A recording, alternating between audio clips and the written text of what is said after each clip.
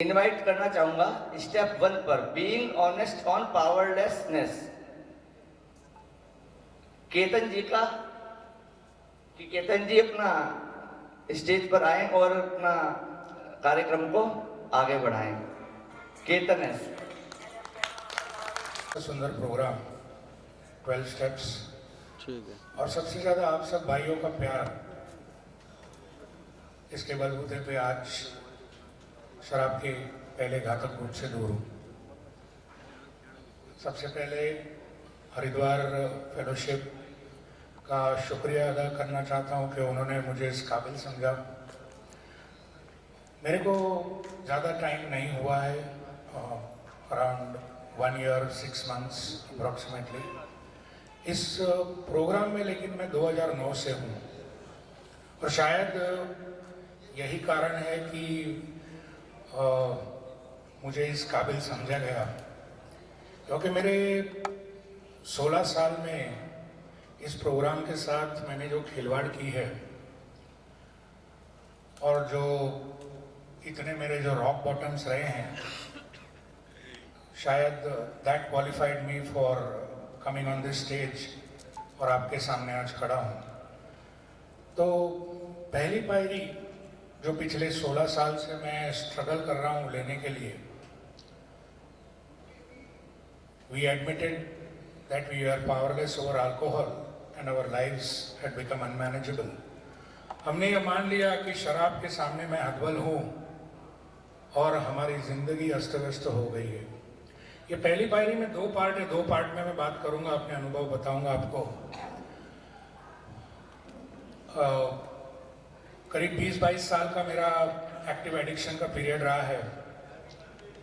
शुरुआत मजे के लिए की थी, लेकिन वो सज़ा कब बन गई पता नहीं चला। शुरू में दोस्तों के साथ, मैं मुंबई से हूँ, मुंबई के हमारा जो ग्रुप है माउंट पॉइसर ग्रुप, रेमेडी चर्च, वहाँ का मेंबर हूँ मैं। और दोस्तों के साथ सैटरडे संडे छुट्टी रहती थी तो जाना। 2-1 साल तक सब ठीक था, पर जब भी मैं दोस्तों के साथ जाता था और हमारा कार्यक्रम पूरा होने के बाद जब बिल पेड करते थे, तो अंदर एक अलग सी एक बेचैनी होती थी कि नहीं, मुझे इनके साथ वापस नहीं जाना है, मुझे और चाहिए। धीरे धीरे वो फीलिंग इतनी स्ट्रांग होती गई कि दोस्तों के साथ मैं जाता था, वापस भी आता था अपने सोसाइटी में, और जैसे ही सब लोग अपने अपने घर में अंदर चले जाते थे, मुझे दरवाजों का आवाज़ बंद होने की, और मैं मेरे घर के दरवाजे के अंदर पास ही खड़ा रहता था। और जैसे ही सब लोग अपने अपने घर में जाते थे, मैं चुपचाप अपने घर का दरवाजा, क्योंकि मेरे घर की चाबी जो है मेरे पास ही रहती थी, चुपचाप नीचे उतरता था, बाइक को धक्का मार के मैं गेट के बाहर, ताकि किसी को मेरे बाइक का आवाज़ ना आए, इंक्लूडिंग मेरे पेरेंट्स। और ये सिलसिला शुरू हो गया, फिर से वही जगह पे जाके और शराब पीना, और इतना पीना कि फिर कैसे घर पे आता था पता नहीं चलता था।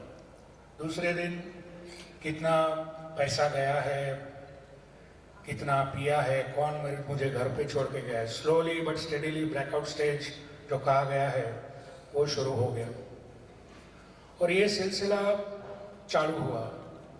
शुरुआत में घर पे कोई परेशानी मैं नहीं करता था, चुपचाप आके सो जाता था, लेकिन धीरे धीरे वो भी शुरू हो गया। 20-22 साल के एक्टिव एडिक्शन के पीरियड में कोई ऐसी चीज या कोई ऐसा वाकया या हादसा नहीं है जो मैंने नहीं किया है। अच्छे खासे फैमिली से हूँ, अच्छे खासे संस्कार दिए गए हैं मुझे, और जब मैंने शराब दोस्तों शुरू की तब मैंने कभी भी ये नहीं सोचा था कि जिंदगी में मैं कभी मेरे पिता के ऊपर हाथ उठाऊंगा शराब पीने के बाद। और वो 1 नहीं 2 बार हुआ मेरे से। धीरे धीरे मेरा एडिक्शन जो था बढ़ता गया, एक्सीडेंट होते गए, 2 व्हीलर 4 व्हीलर, पर फिर भी ऊपर वाले ने कहीं ना कहीं 2 हाथ 2 पैर आज भी सलामत रखे हैं। शायद कुछ और प्लानिंग है उसकी। 2009 में मैंने कैसे पी, कौन सी शराब पी, किसके साथ पी, ये मायने नहीं रखता है और ये मैं कभी बताता भी नहीं हूँ, डजेंट मैटर। 2009 में सबसे पहली बार मैं एक कंपनी के इंटरव्यू के लिए गया था और वहाँ पे उन्होंने मुझे बोला कि आपकी मेडिकल करने की ज़रूरत पड़ेगी। मेडिकल में मुझे डायबिटीज़ डिटेक्ट हुआ। Both my father and mother are heavy diabetics, तो एक्सपेक्टेड था। और उसी समय मेरे फादर ने कहीं तो अल्कोहलिक्स एनोनिमस का पोस्टर पढ़ा था हमारे एरिया में, और वो नंबर लेके उन्होंने 2 मेंबर्स को हमारे घर पे बुलाया। दोनों मेंबर्स आए, काफ़ी सीनियर मेंबर्स थे अल्कोहलिक्स एनोनिमस के। उन्होंने मुझे 20 क्वेश्चंस दिए पढ़ने के लिए, बोला, मुझे समझाने की कोशिश की। उस समय हाई फ्लाइंग जॉब था, अच्छी खासी सैलरी कमा रहा था। हालांकि उस सैलरी में का 70% हिस्सा 31st को मेरी सैलरी होती थी, और उसी दिन अप्रॉक्सीमेटली 70% सैलरी जिस भी बार में, जहाँ भी मेरे अड्डे थे अलग अलग, वहाँ पे मेरा अकाउंट चलता था। तो सैलरी आने के साथ ही मैं वो अड्डों पे जाके सबको अराउंड 70% सैलरी मेरी वहीं पे चली जाती थी। घर पे कुछ नहीं देता था, 30% अपने लिए रखता था। तो मेंबर्स ने वो समझाने की बहुत कोशिश की, लेकिन एक कान से सुना और दूसरे कान से छोड़ दिया। 2009 में जब बहुत ज़्यादा बढ़ गई थी शराब, और जो शराब पीने के बाद जो मेरी हरकतें रहती है, घर के बाहर तक आया हूँ और वहीं पे सो गया हूँ, घर के अंदर जा भी नहीं पाया हूँ, इतना नशे में धुत था मैं। सुबह 5:30 बजे दूध वाला आके मेरे को लात मार के हटा रहा है ताकि वो घर की बेल दबा के मेरे घर के अंदर दूध दे सके। मेरे पिताजी जाली जो डबल डोर रहता है वो डोर खोलने की कोशिश कर रहे हैं, लेकिन मैं वहाँ पे पड़ा हुआ हूँ। उसी हालत में भाई को उठाकर दोनों जन कैसे वैसे मुझे घसीट कर लेके जाते हैं बेडरूम के अंदर और सुलाते हैं। और ये एक बार नहीं, बार बार हो रहा था। समवेयर डाउन द लाइन मेरे पिताजी को लगा कि कुछ ड्रास्टिक एक्शन लेने की ज़रूरत है, और उन्होंने कांटेक्ट किया नशा मुक्ति केंद्र वालों को। और 2009 नवंबर से लेके इस साल 2025 जून महीने तक मेरा नशा मुक्ति केंद्र का सफ़र शुरू हुआ। इन 16 सालों में 13 बार मुझे ज़बरदस्ती घर से उठाकर नशा मुक्ति केंद्र में एडमिट किया गया, अलग अलग फ्रॉम 2009 टू 2025। इन 16 सालों में कम से कम 7 साल पूरे मैं नशा मुक्ति केंद्र के अंदर बंद था, और बाकी के जो 9 साल मैंने बाहर गुजारे वो सिर्फ और सिर्फ वो 7 साल का रिसेंटमेंट, खुन्नस जिसको बोला जाता है। क्योंकि जब नशा मुक्ति केंद्र से निकलता था, वो गेट के बाहर निकलने के पहले ही मेरा मेंटल रिलैप्स हो चुका रहता था। और बाद में जो शराब जब हाथ में आती थी वो तो इट वाज जस्ट फॉर्मेलिटी, क्योंकि मेरा रिलैप्स पहले से ही डिसीजन होता था। और घर पे आके तो बाकायदा 3-4 रिहेबिलिटेशन सेंटर्स में से आने के बाद मैंने बेशर्मी से बोलना शुरू कर दिया मेरी माँ को, मेरे पिताजी को, कि तुमने मुझे 1 साल वहाँ पे रखा है, अब मैं 1 साल शराब पीऊँगा, आपने कुछ भी बोलना नहीं। और वो बेचारे चुपचाप बैठते थे, क्योंकि मेरे जैसे शराबी का जो दादागिरी रहती है, जो मर्दानगी रहती है, वो घर में ही चलती है, खास करके घर की औरतों के ऊपर। थैंक गॉड मेरी कोई बहन नहीं है, लेकिन मेरी माँ को मैंने बहुत तकलीफ दी, बहुत। माँ को, पिताजी को। ये सिलसिला चलता रहा। नशा मुक्ति केंद्र में 12 महीने में से 8 महीने अंदर रहना, 4 महीने बाहर रहना। और इस साल जून महीने में हमारे बम्बई के मेंबर हैं, वो मुझे लेने आए थे वहाँ पे। और ये जो लास्ट 13 टाइम था, वो तो मेरे पिताजी इतने फ्रस्ट्रेट हो गए थे कि उन्होंने बोला कि बम्बई और पूना के सब नशा मुक्ति केंद्र तूने घूम लिए हैं, तो तुझे अभी थोड़ा और लंबा डालता हूँ मैं। तो मुझे नागपुर में रखा था, 13 महीना मैं वहाँ पे था। और इन 16 सालों में जो मैंने खिलवाड़ किए, और आज इस मंच पर जब आपके सामने हूँ, प्रोग्राम पूरा पता है। रिहेबिलिटेशन नशा मुक्ति केंद्र में जब था तो वहाँ पे मुझे सेशन लेने को कहा जाता था, 1-1 घंटा में सेशन लेता था। दूसरों को 12 पायरियाँ सिखाना, प्रोग्राम सिखाना मुझे बहुत अच्छी तरह आता है। लेकिन वही कार्यक्रम गेट के बाहर निकलने के बाद जब अपने ऊपर उसका इम्प्लीमेंटेशन करने की बारी आती है तो मुझसे नहीं होता है। स्लीप, रिलैप्स, ये सिर्फ कुछ शब्द हैं जो अल्कोहलिक्स एनोनिमस ने हालत में केतन शराब पीकर घर से आता है या जाता है घर से, क्योंकि मेरा जो पैटर्न था, बिंज ड्रिंकिंग का पैटर्न मेरा आइडेंटिफाई किया गया था। 1 महीना, 2 महीना, 6 महीना में शराब से लंबा रह सकता हूँ, लेकिन जब शुरू होती है तो वो 6 महीने का जो कोटा रहता है वो 7 दिन के अंदर या उससे भी जल्दी मैं पूरा कर देता हूँ। और सिर्फ वो कोटा पूरा नहीं होता, उसके साथ जो तबाही होती है वो 10 गुना ज़्यादा, 100 गुना ज़्यादा होती है। ऐसे ऐसे इंस्टेंसेस हुए हैं, जैसे मैंने आपको पहले बताया, पिताजी के ऊपर हाथ उठाना। पहली बार जब मैंने उन पे हाथ उठाया, मैंने खुद ही पुलिस स्टेशन में फोन करके सीनियर सिटीजन हेल्पलाइन पे मैंने पुलिस की गाड़ी घर पे बुलाई। अच्छे खासी सोसाइटी में हम रहते थे, सामने मंदिर था। पुलिस की गाड़ी उस सोसाइटी में पहली बार मेरी वजह से आई, और सिर्फ मुझे नहीं, मेरे पिताजी को भी वो जीप में बिठा के लेके गए पुलिस स्टेशन। 4 घंटा वहाँ पे मैं तो चला गया, मैं पूरा ब्लैकआउट स्टेज में था। मैं वहाँ पे, वो जहाँ पे साइड में क्रिमिनल लोग को खड़ा किया जाता है, मैं वहाँ पे जाके सो गया, क्योंकि मेरे टोटल ब्लैकआउट में था मैं। 4 घंटा मेरे पिताजी को वहाँ पे बिठा के रखा गया, और वो 4 घंटे में 4 बार वो अफसर ने उनको पूछा कि क्या आप इसके सामने केस करना चाहते हो। मेरे पिताजी ने हर बार ना बोला। 4 घंटे के बाद मेरे पिताजी घर पे चले गए। मैं जब होश में आया, उस ऑफिसर ने मेरे को सामने बिठा के समझाया। सब हाँ हाँ किया मैंने। जेब में एक फूटी कौड़ी नहीं थी। मैंने उसको मैंने बोला सर मुझे 20 रुपीज़ दीजिए, मैं ऑटो करके घर पे जाता हूँ, मैं आपको कल ऑफिस से आते वक्त दे दूंगा। उसने दिए मुझे, और ये भी बोला कि देने की वापस ज़रूरत नहीं है। रात के 11 बजे थे, मेरे घर पे 9:30 पौने 10 बजे दोनों मेरे फादर मदर सो जाते हैं।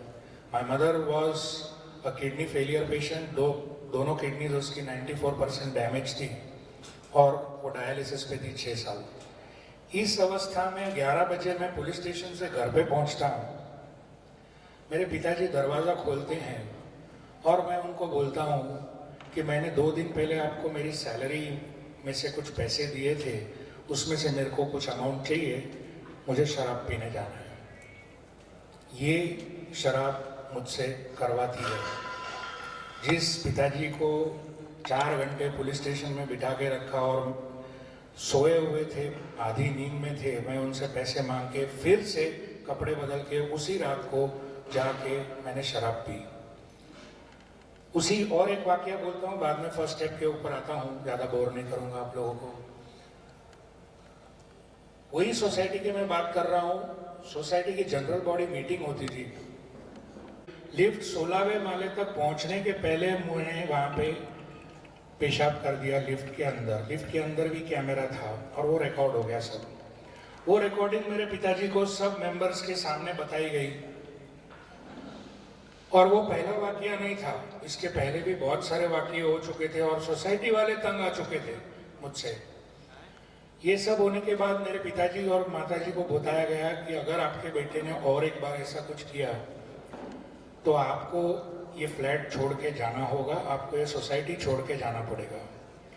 ये बात जब मुझे घर पे आके मेरे फादर मदर ने बताई, तो मैं तो ठहरा शराबी, हार मानने वालों में से हूँ नहीं। मैंने बोला कि मैं उल्टा उनके ऊपर केस करूँगा, ऐसे कैसे वो अपने को निकाल सकते हैं।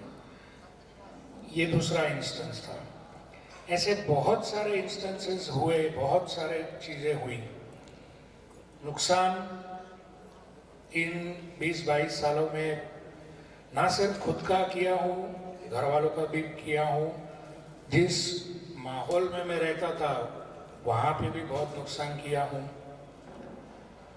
लेकिन फिर भी जो एक अंदर और ज़्यादा पढ़ा लिखा होने की वजह से एक्सपेरिमेंटेशन करना मेरे लिए हमेशा बनता था।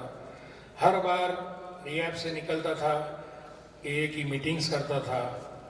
शुरू में 7 दिन 7 मीटिंग, एक आध महीना 15 दिन होने के बाद धीरे धीरे वो 7 की 3 मीटिंग, 3 की 2, 2 की 0।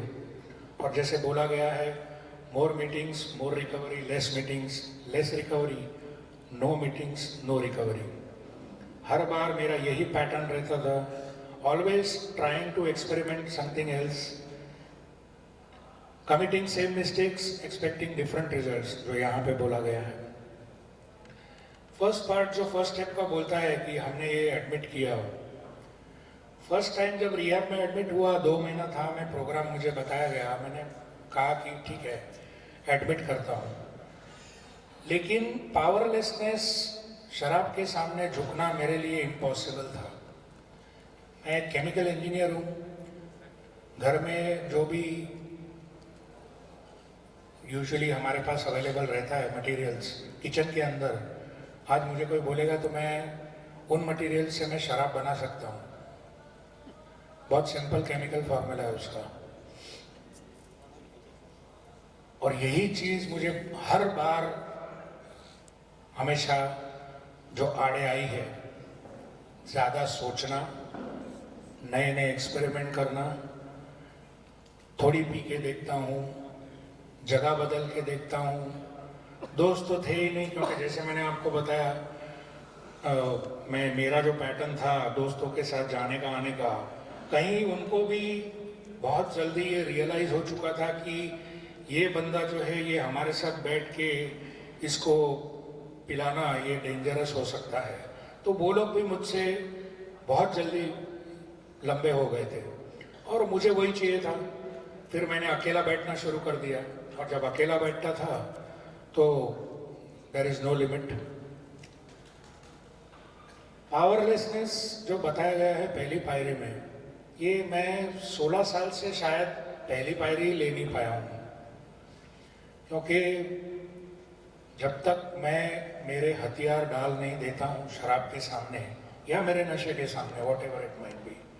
थैंकफुली शराब छोड़कर मैंने दूसरा कुछ ट्राई नहीं किया कभी, नहीं तो शायद आज जिंदा नहीं बचता था।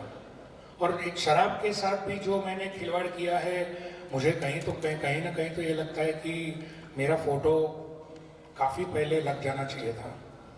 क्यों मैं आज आपके सामने 2 हाथ 2 पैर सलामत हूँ, उस ऊपर वाले ने मुझे जिंदा रखा है। और ऐसे ऐसे एक्सीडेंट हुए और ऐसे ऐसे वाकया हुए हैं कि मुझे खुद दूसरे दिन जब मैं शराब उतरती थी तो मुझे बिलीव नहीं होता था कि मैं जिंदा बच गया हूँ करके। पावरलेसनेस जो पहला भाग है फर्स्ट स्टेप का, कभी भी हर बार मैंने शराब को झुकाने की कोशिश की, हर बार। और जब रिहैब से निकलता था, क्योंकि रिहैब में शराब मिलती नहीं है, तबीयत अच्छी होती है, भूख लगना शुरू हो जाता है, दवाइयाँ चालू रहती हैं, तो जब भी नशा मुक्ति केंद्र से निकलता था तो फिट एंड फाइन होता था। शुरू में जब रिलैप्स होता था तब वो चल जाता था, क्योंकि उतनी ताकत रहती थी मुझ में। लेकिन जैसे जैसे मेरी साइकिल बढ़ती जाती थी वैसे वैसे मेरे मेडिकल प्रॉब्लम्स और बढ़ते थे। और पोजीशन आज के तारीख में दोस्तों ये है कि मैं जहाँ बोरीवली करके जहाँ पे जिस स्टेशन पे मैं रहता हूँ, मेरे घर से 2 किलोमीटर रेडियस में करीब 12 बार एंड रेस्टोरेंट हैं। और उन 12 बार एंड रेस्टोरेंट में से 11 में आज के तारीख में मेरे को एंट्री नहीं है।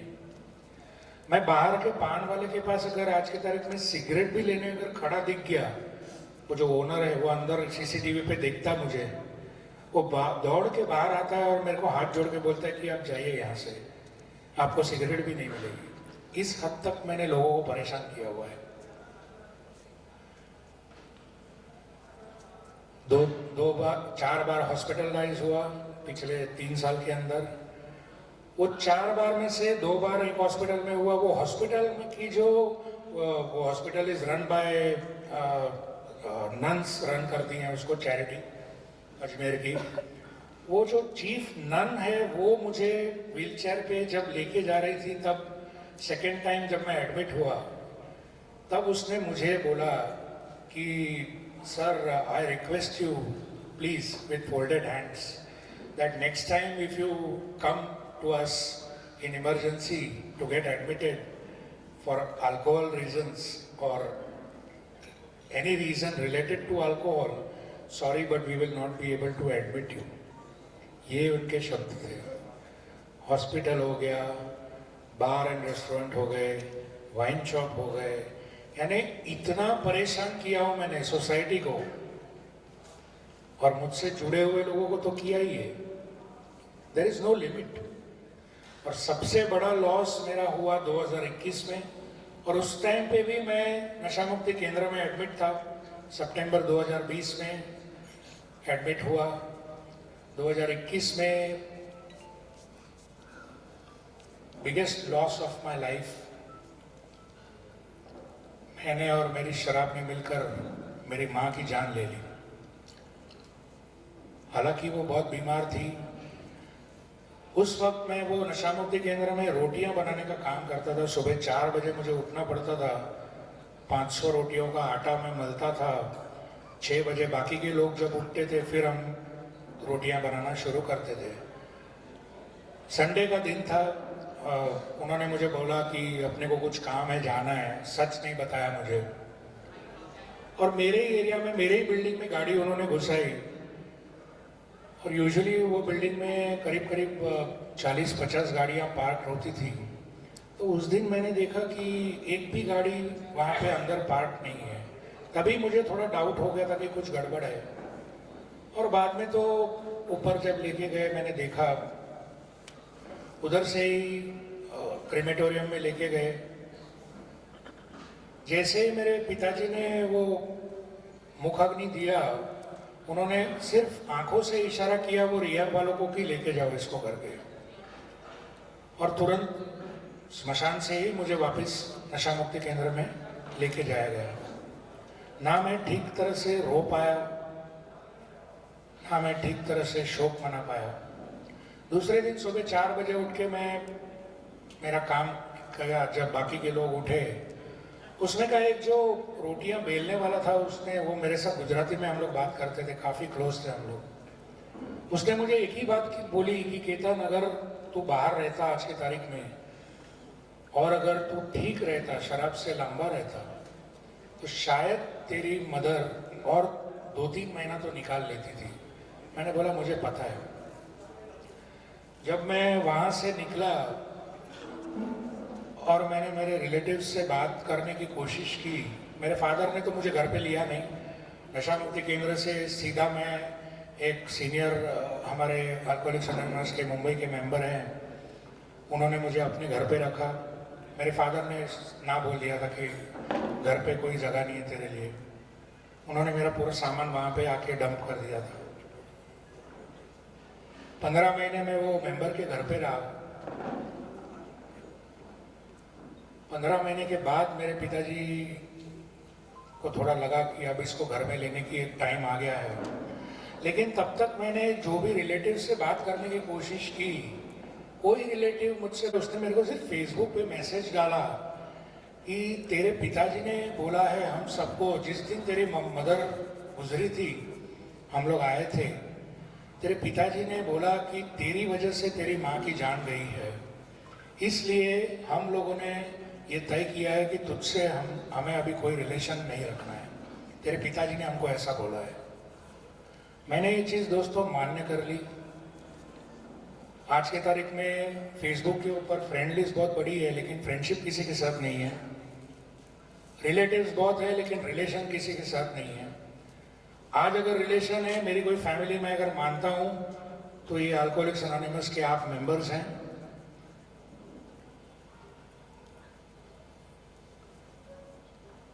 क्योंकि यहाँ पे जो इज्जत मेरे जैसे शराबी को और मेरे जैसे, और मैं अपने आप को एक आतंकवादी मानता हूँ।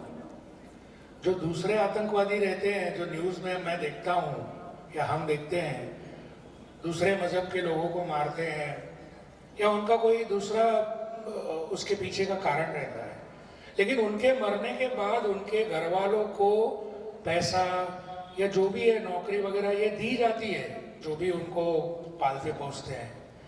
लेकिन मेरे जैसा आतंकवादी जो है ये घर में आतंक मचाता है, घर वालों को भी जान लेता है। मेरी बर्बादी की शुरुआत घर से ही होती है, क्योंकि बाहर अगर निकल के मैं मेरा आतंक दिखाने की कोशिश करूंगा तो दुनिया मेरे को मेरी जगह दिखाती है। और मैंने बहुत मार खाया है, पुलिस वालों का भी खाया है और बाहर वालों का भी बहुत मार खाया है। फिर से स्टेप पे आता हूँ, क्योंकि मैं नहीं समझता कि मेरी इतनी औकात है कि आप सब लोगों के सामने मैं स्टेप्स के ऊपर कुछ बात कर सकूं। लेकिन जितना समझ पाया हूँ आज के तारीख में कि शराब के सामने मुझे जब तक मैं मेरे हथियार डाल नहीं देता हूँ तब तक मेरी रिकवरी की शुरुआत नहीं होगी। दूसरा जो भाग कहा गया है कि मेरी जिंदगी अस्त व्यस्त हो चुकी है, इस समझने को बहुत सारे मेरे रॉक बॉटम्स से मुझे गुजरना पड़ा। जैसे मैंने अभी आपको एक दो इंस्टेंस बताए, ऐसे बहुत सारे वाकये हुए। हर बार एक नया खड्डा खोदना अपने लिए जो ज़्यादा गहरा होता था, और बाद में उस खड्डे में से मेरे पिताजी मेरे को हर बार निकालते थे।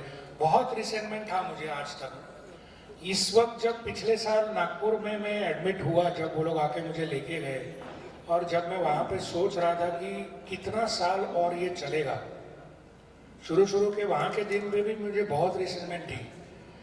लेकिन बाद में जब मैंने वहाँ के जो संचालक थे उनसे बात की ओपनली,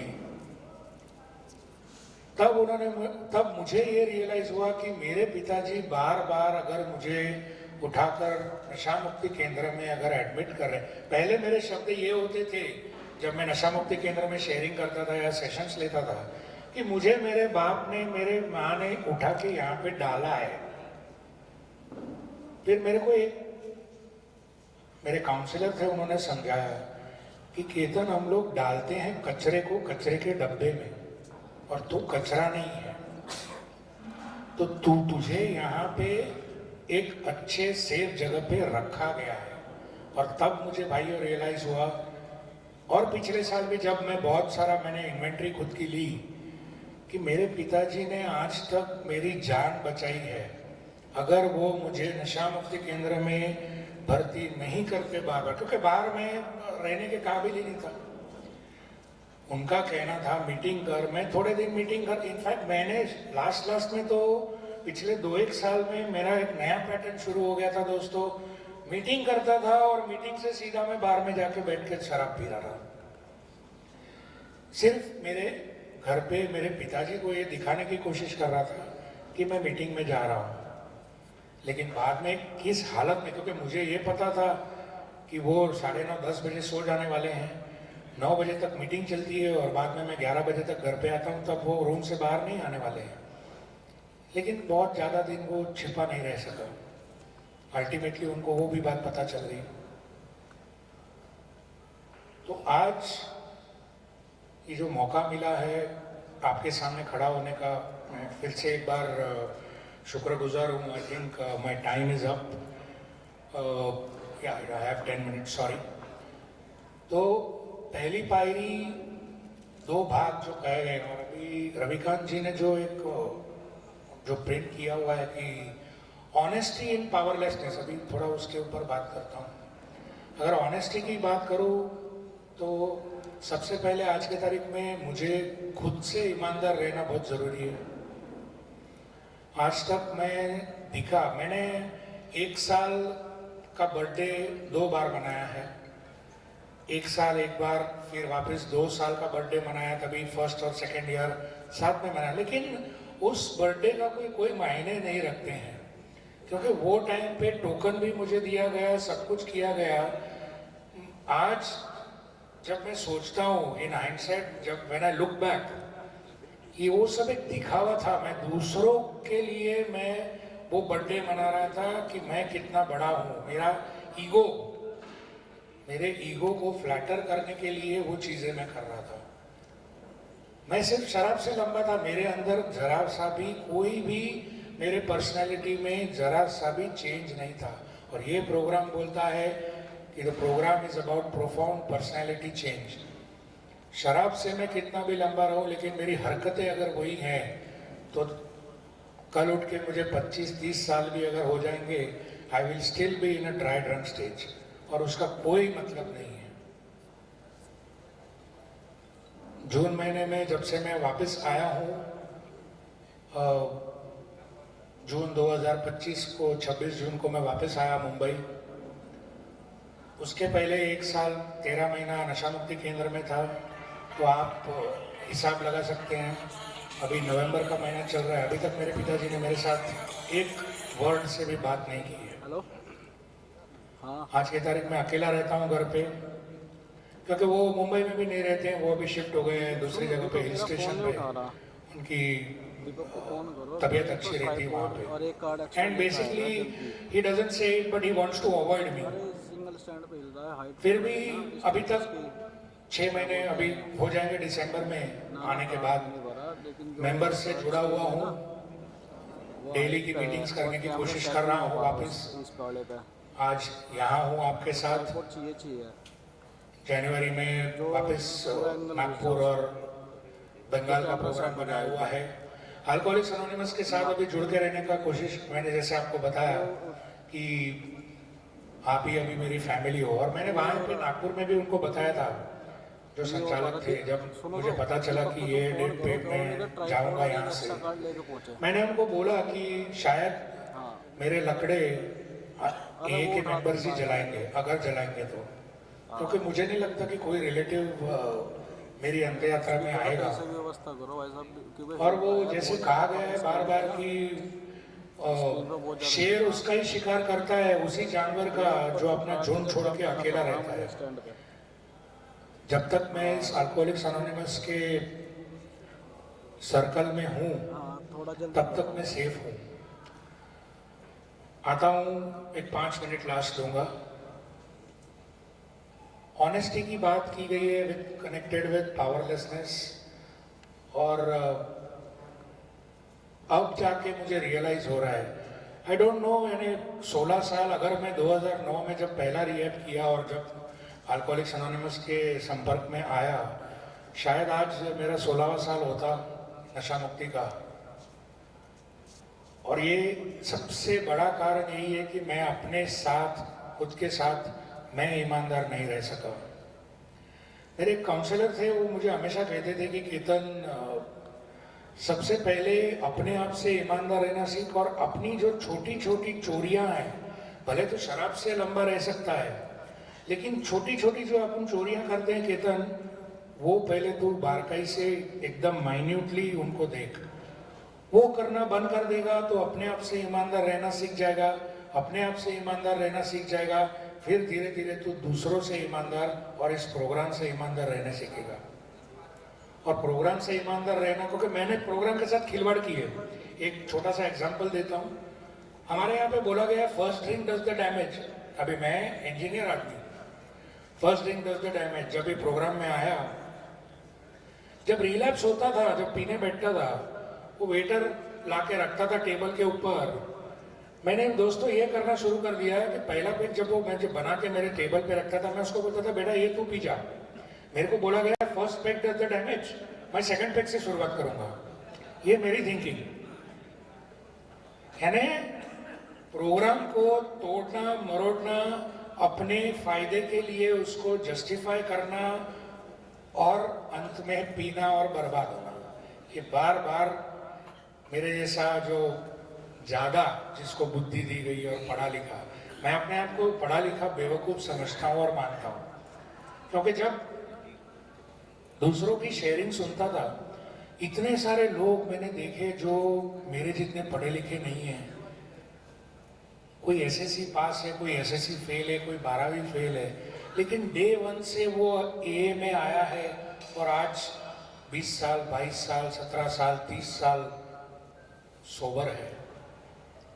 और मेरे को इतने साल लग गए सिर्फ ये समझने के लिए कि जब तक मैं मेरे हथियार शराब को हराने की जब भी मैं कोशिश करता हूँ, तब तब एक नया रॉक बॉटम मैंने देखा है। शराब मुझे दिखाती है और तब तब एक कुछ नया वाकया, कुछ नया कांड मेरे से करवाती है।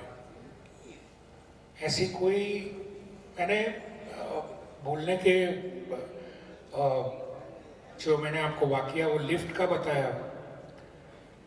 आप सोचिए, father 70 cross, mother dialysis patient 65 cross. Lift में मैंने पेशाब किया है और मैं घर के अंदर जाके सो गया मेरे रूम में एसी डाल के, और मेरे माँ बाप बेचारे रात को उठ के वो साफ कर रहे हैं।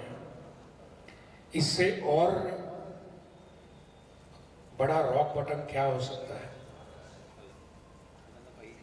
आज ये सब चीजें जब सोचता हूँ तो ऐसा जरूर लगता है। सुसाइड का ख्याल बहुत टाइम आया, लेकिन मेरे जैसा जैसे मैंने कहा, सुसाइड करने के लायक भी नहीं हूं मैं, डरपोक आदमी हूं। जब तक शराब अंदर नहीं जाएगी वो भी नहीं कर पाऊंगा। कोशिश कर रहा हूं फिर से खड़ा होने के लिए, क्योंकि मुझे नहीं लगता कि इसके बाद इतने मौके ऊपर वाले ने दिए हैं मुझे कि भाई अब तो सुधर जा।